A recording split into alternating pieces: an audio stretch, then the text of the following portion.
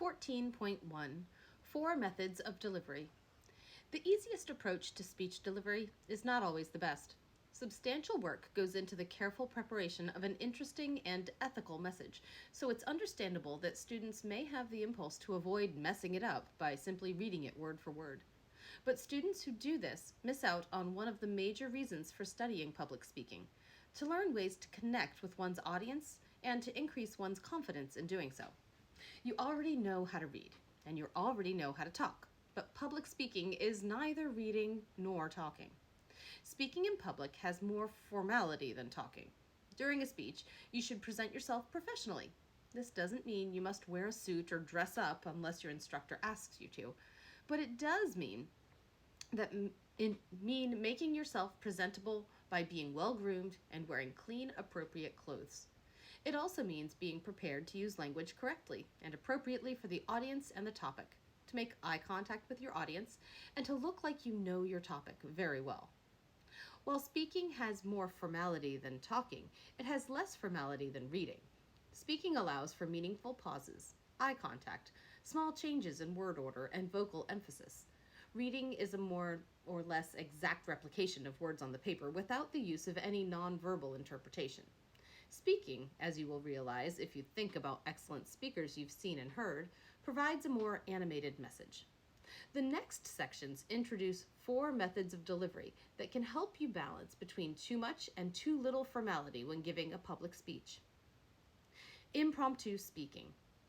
Impromptu speaking is the presentation of a short message without advanced preparation.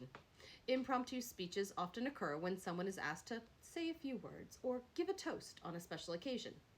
You have probably done impromptu speaking many times in informal conversational settings. Self-introductions in group settings are examples of impromptu speaking. Hi, my name is Steve and I'm a volunteer with the Homes for the Brave program. Another example of impromptu speaking occurs when you answer a question, such as, "What did you think of the documentary?" The advantage of this kind of speaking is that it's spontaneous and responsive in an animated group context. The disadvantage is that the speaker is given little or no time to contemplate the central theme of his or her message. As a result, the message may be disorganized and difficult for listeners to follow. Here's a step-by-step guide that may be useful if you're called upon to give an impromptu speech in public. Take a moment to collect your thoughts and plan the main point you want to make. Thank the person for inviting you to speak. Deliver your message, making your main point as briefly as you can while still covering it adequately and at a pace your listeners can follow. Thank the person again for the opportunity to speak. Stop talking. As you can see, impromptu speeches are generally most successful when they are brief and focused on a single point. Extemporaneous speaking. Extemporaneous speaking is the presentation of a carefully planned and rehearsed speech, spoken in a conversational manner using brief notes. By using notes rather than a full manuscript, the extemporaneous speaker can establish and maintain eye contact with the audience and assess how well they understood the speech as it progresses.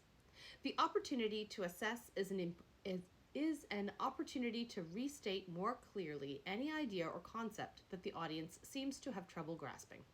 For instance, suppose you're speaking about workplace safety and you use the term sleep deprivation. If you notice your audience's eyes glazing over, this might not be a result of their own sleep deprivation, but rather an indication of their uncertainty about what you mean. If this happens, you can add a short explanation. For example, sleep deprivation is sleep loss, serious enough to threaten one's cognitive, hand-to-eye coordination, judgment, and emotional health. You might also, or instead, provide a concrete example to illustrate the idea. Then you can resume your message, having clarified an important concept. Speaking extemporaneously has some advantages. It promotes the likelihood that you, the speaker, will be perceived as knowledgeable and credible. In addition, your audience is likely to pay better attention to the message because it's engaging both verbally and non-verbally. The disadvantage of extemporaneous speaking is that it requires a great deal of preparation for both the verbal and the non-verbal components of the speech. Adequate preparation cannot be achieved the day before you're scheduled to speak. Because extemporaneous speaking is the style used in the great majority of public speaking situations, Most of the information in this chapter is targeted to this kind of speaking. Speaking from a manuscript. Manuscript speaking is word-for-word iteration of a message. In a manuscript speech, the speaker maintains his or her attention on the printed page, except when using visual aids. The advantage to reading from a manuscript is the exact repetition of original words, as we mentioned at the beginning of the chapter. In some circumstances, this can be extremely important. For example, reading a statement about your organization's legal responsibilities to customers may require that the original words be exact. In reading one word at a time, in order, the only errors would typically be mispronunciation of a word or stumbling over complex sentence structure. However, there are costs involved in manuscript speaking. First, it's typically an uninteresting way to present. Unless the speaker has rehearsed the reading as a complex performance animated with vocal expression and gestures, like poets do in a poetry slam and actors do in reading theater, the presentation tends to be dull. Keeping one's eyes glued to the script precludes eye contact with the audience.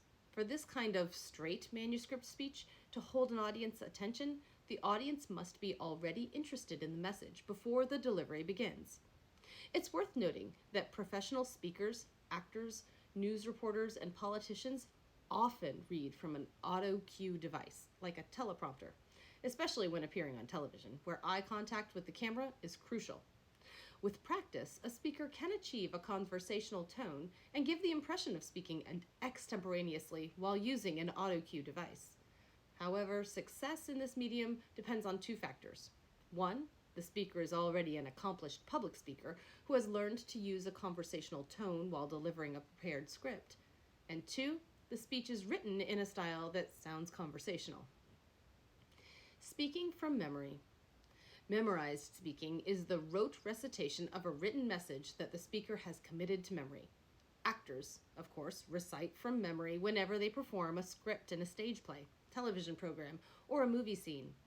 When it comes to speeches, memorization can be useful when the message needs to be exact and the speaker doesn't want to be confined by notes. The advantage to memorization is that it enables the speaker to maintain eye contact with the audience throughout the speech.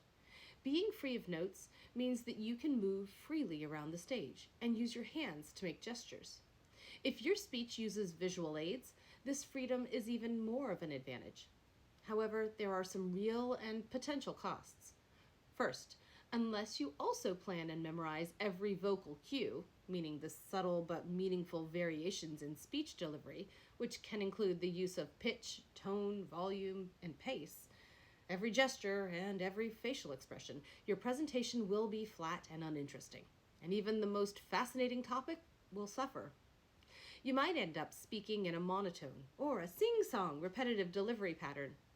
You might also present your speech in a rapid machine gun style that fails to emphasize the most important points. Second, if you lose your place and start trying to ad-lib, the contrast in your style of delivery will alert your audience that something's wrong. More frighteningly, if you go completely blank during the presentation, it will be extremely difficult to find your place and keep going. Key takeaways. There are 4 main kinds of speech delivery: impromptu, extemporaneous, manuscript, and memorized.